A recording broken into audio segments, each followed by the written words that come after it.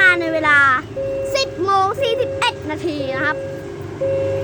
วันนี้ตู้ยาวเลยนะครับ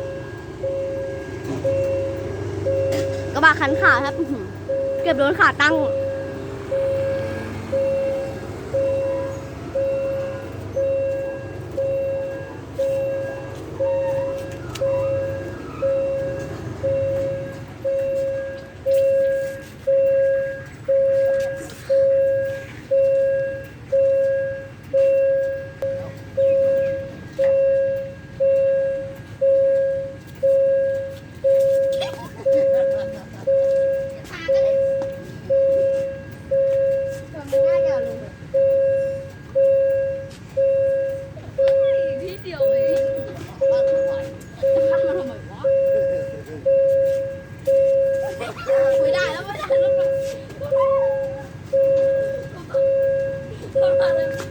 อันส้มครับ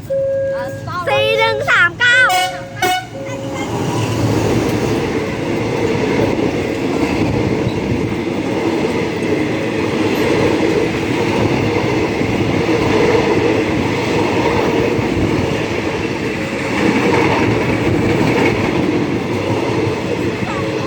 โอ้ย12 ตู้